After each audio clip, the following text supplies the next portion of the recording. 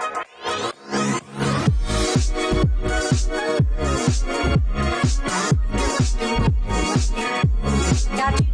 good morning. Welcome to Still Up with 6, where the conversation continues here on your social media platforms. We encourage everyone to comment, join the conversation every single morning here on Facebook, YouTube, Twitter.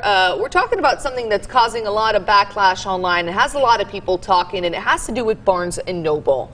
Of course, you know, the bookstore, very famous for having a wide selection. I know you like going there. It's a great place to go and find books of all sorts. And they are celebrating Black History Month with this campaign in these books here that you're seeing behind us. And so what they've done is they've taken the covers of classics and they've put people of color on them, replaced the traditional white characters with people of color. The backlash is coming from some people in the community who believe that just tossing a cover on something and keeping the same story is more of a cash grab than it is celebrating diversity. Yeah, and let's talk about, you know, that in detail. When we talk about Romeo and Juliet, Chris, you brought up a really good point about how it couldn't have been a story about two diverse individuals at the time when the story was set. And I think people wanted to see the characters being reflected in the storyline itself when it came to these books and these covers.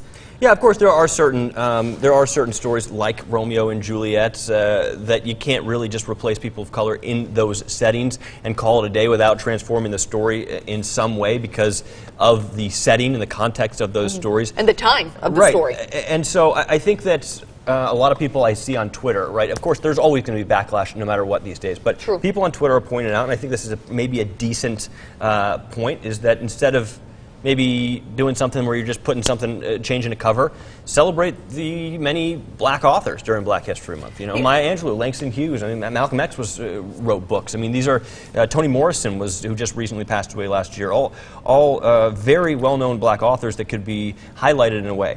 And you bring up a good point, but I do think that if you do walk into a Barnes & Noble store, you will see a section that does celebrate Black History Month with the authors and great stories being told, and of course history books as well for educational purposes. Patrick is saying that too many people get offended these days. So Patrick doesn't see this as a problem. I think when it comes to stories like The Wizard of Oz that are fictional and adding that diverse cover doesn't really change the storyline, right, because it's all made up. But I can see it, you know, if it was something that has to do with the historic time and that not lining up with a diverse group of individuals playing the leads. Hey, this issue aside, I'm with Patrick though. I mean, we see backlash for so many different issues online, and maybe there are issues in there, and maybe this is a legitimate one, and maybe there are different issues sprinkled in that are legitimate issues that deserve people getting a little upset about, but there are so many different issues that people online are getting mad about. It's hard to differentiate which ones are legitimate and which ones are just another example of outrage online. You know, and I think about this situation with The Wizard of Oz,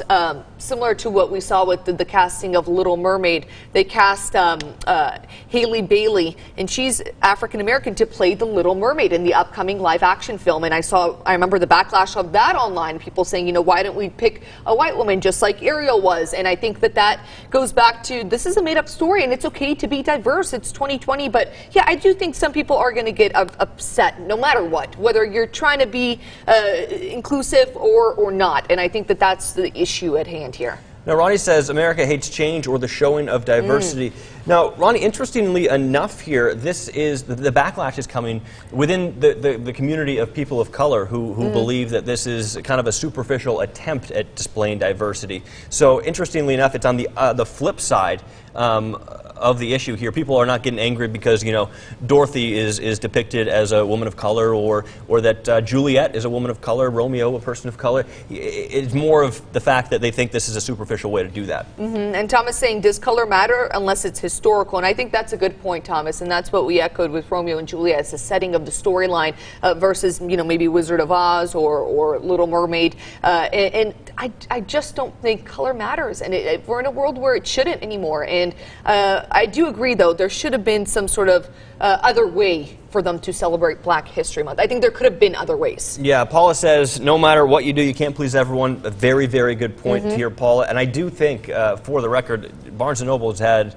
maybe the right intentions here. They're trying to Yes. find different creative ways to promote Black History Month, and this is the way that they chose to do it. Of course, not everyone's going to be happy, but there could be people within the Black community, the African American community, that say this is a cool, different, unique way to celebrate culture and embrace the changing of times. And here's how I think about it. Think about the younger generations that haven't read these books yet, right? They don't know what the original Dorothy looked like or the original Romeo and Juliet looked like. Maybe this is an opportunity to introduce them to these characters in a different point of view, in a different perspective, showing that they are diverse people.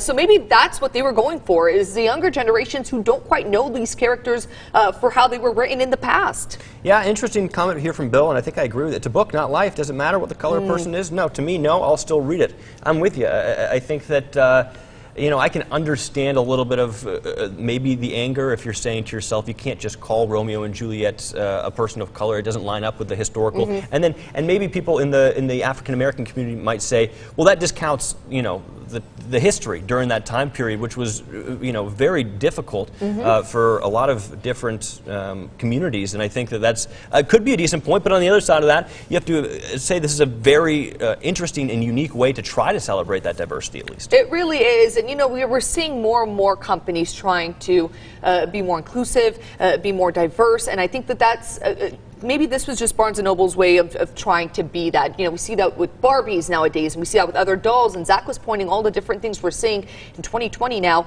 where the world is being more realistic with how the world actually looks, you know. And I think that maybe this was the way that Barnes & Noble wanted to try something different, and now they're facing backlash. But, you know, like we all can agree, no matter what, you can't make everyone happy. And so if this was their way and it just failed, well, on to the next one. And I think that, too, when with social media and the prevalence of social media, there's the people that are unhappy have a big voice now, and and a community to share that unhappiness with, which is fine.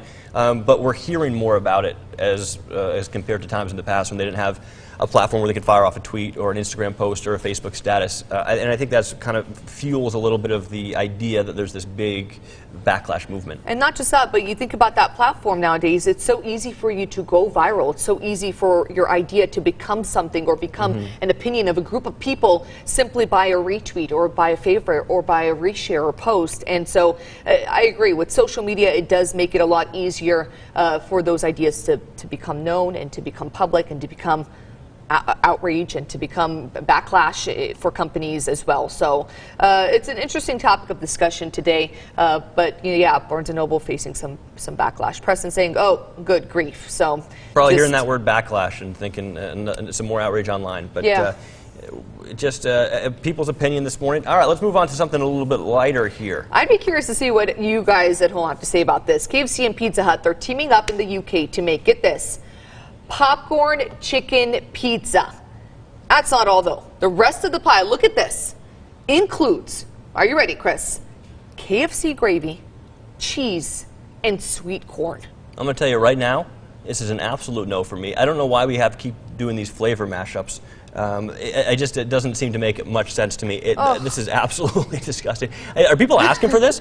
I don't know. I almost want you to verify if this is even real or not, because it just looks so gross. And just the combination of the gravy with the chicken and the popcorn and the cheese and the corn, and where are we getting this from? Where are we?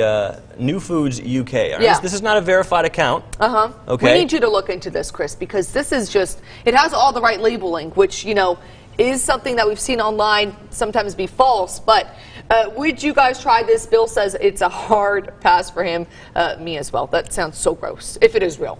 I don't know if this is real. I'm going to do some digging into this. But we saw this with when there was the idea that Chick-fil-A was doing fried chicken buckets. Oh, yes. That wasn't true, but a very convincing Photoshop. It was. And no, that's too much. Coming from Jacqueline. Pass in the fast lane from Paula. Yeah, I'm in the fast lane right behind you. I believe these restaurants are hiring stoners as cooks. Ronnie, it's not that far off. I mean, you're thinking about some of the creations we've come up with in these fast food restaurants. I mean, I can't imagine the stress over at Taco Bell every month, having to come up with some kind of new quesadilla, taco, burrito, cruncherito mashup. It is interesting. you got to be pretty hungry to create some of these things. Or you could be in the kitchen there, maybe at KFC, you're thinking, what do we have a lot of this month? Okay, gravy, grab that. All right, what do we have a lot of? Okay, here, chicken, cool. And then combine it all and then go to Pizza Hut and say, hey, throw this on a pizza. It just sounds so gross. That's a no for me. Absolutely no for me. No. And I want to revisit some comments, because I think an interesting point from Megan about our first topic here. I think it's a bit dramatic to change things for a month. I definitely agree with honoring our great African-American authors. If we are wanting to be more diverse, try making more diverse books. Don't change a cover or narrative. So that's a good point, because you're thinking just because it's Black History Month, you can't just pop in the cover and then come March, pop that cover right off and traditional covers back. That is a great point. Jacqueline, if you don't like it, don't buy it. Others will buy it for the difference. So that's a good point, too. You don't have to buy these books. I think the people who are outraged are the ones who are not even going to walk into a Barnes & Noble at all. Now, let's talk to, okay, Patrick is in Egypt right now for a few years. A lot of people put ketchup on everything. Okay, that's interesting. I've been to Egypt before. I've been to Egypt. I didn't see the big ketchup face, but I believe you, Patrick, because you're there. Can I tell you what I picked up in the Middle East all the times that I visited is ketchup with your popcorn. You dip your popcorn into ketchup, and I promise you, it sounds so gross, but it tastes like French fries. It really does. I don't know what happens to it. Trisha's saying, yeah, no, way too much going on. Yeah, too much. It's too busy. I'm with you, Trish. It's too busy. I mean, maybe fried chicken's good with the gravy by itself, and pizza we know is delicious by itself. Yeah. But combining it just seems not the move for me. Please verify this, because it says right here in the middle, yes, this is real. We need you to verify this. But it also, I mean, do you know how easy it is to Photoshop something like this? And do you know how easy it is to just throw a couple of ingredients and make it a thing? So this might be real. We need you to verify this, Chris. Please look into this, because this is a hard no for a lot of us here in Central Texas. Yeah, I will get to this for sure in my Fast Friday segment this week. That'd be good, yeah. It'll be an interesting one. That will be. Well, that does it for us here on Still Up with 6. Thank you so much for joining the conversation this morning. Plenty more topics to discuss tomorrow on a Thursday, so don't worry. We will be back on all your social media platforms and, of course, on Texas Today, 4:30 to 7 a.m. Until then, have a great Wednesday, everyone, and stay warm.